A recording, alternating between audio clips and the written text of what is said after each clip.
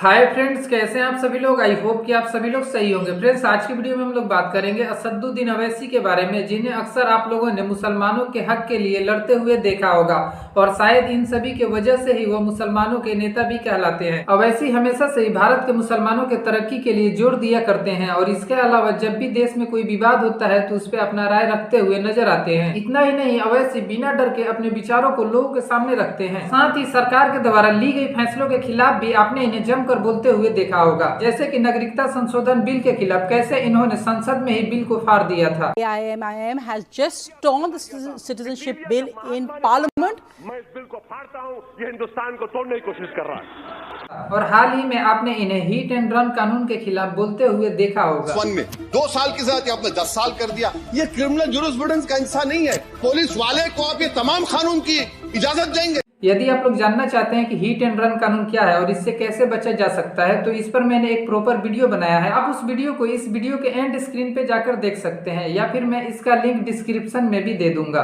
चलिए अब वापिस आते हैं अपने टॉपिक की ओर और जानते हैं कि कौन है असदुद्दीन अवैसी और क्यों इन्हें कई बार जेल जाना पड़ा है। और इन सबसे भी महत्वपूर्ण सवाल कि असदुद्दीन अवैसी मुसलमान होते हुए भी हज पे मिलने वाले सब्सिडी को सरकार से ना देने की क्यों मांग करते हैं।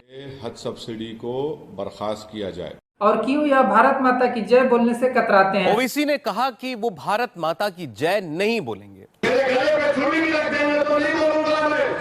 तो चलिए वीडियो को स्टार्ट करते हैं। इससे पहले यदि आप चैनल पे पहली बार आए तो चैनल को सब्सक्राइब कीजिए और वीडियो पसंद है तो वीडियो को लाइक करना बिल्कुल ना भूलिए।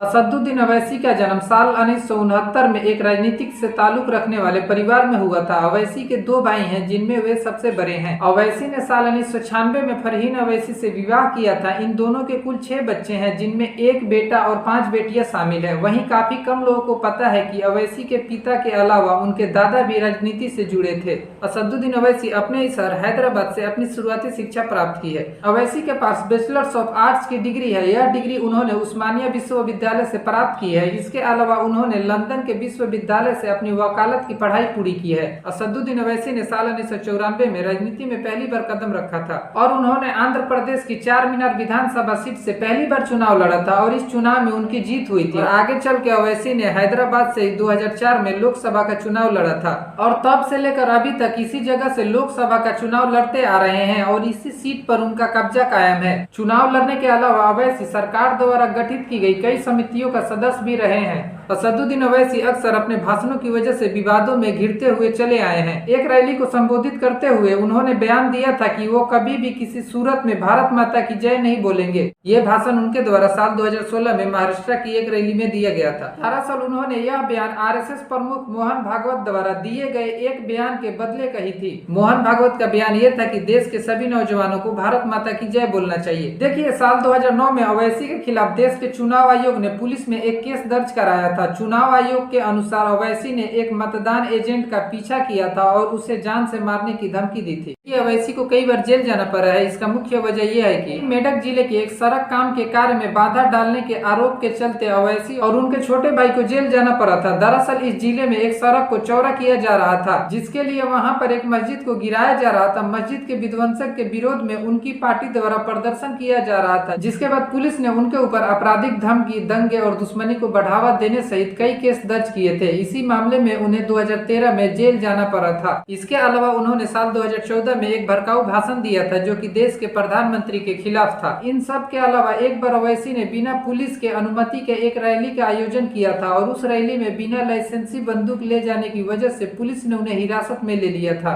देखिए, ये तो थी असदुद्दीन अवैसी की जेल जाने की मुख्य वजह है। लेकिन देखिए, यदि अब हम लोग बात करेंगे क्यों असदुद्दीन अवैसी ने मुसलमानों को हज पे मिलने वाली सब्सिडी को रोकने की बात कही थी, तो देखिए असदुद्दीन अवैसी हमेशा से ही मुसलमानों का पक्ष लोगों के सामने रखते हुए आए हैं। देखिए, असदुद्दीन अवैसी का मानना है कि जो पैसा भारत सरकार मुसलमानों के लिए हज यात्रा पर सब्सिडी के रूप में देती है, उसे ना देकर मुस्लिम महिलाओं की शिक्षा पे खर्च करना चाहिए। असदुद्दीन अवैसी से जुड़ी यह इन्फॉर्मेशन आपको कैसी लगी कमेंट बॉक्स में हमें जरूर बताइए। मिलते हैं नेक्स्ट वीडियो में, तब तक के लिए बाय बाय। ध्यान रखिए खुद का।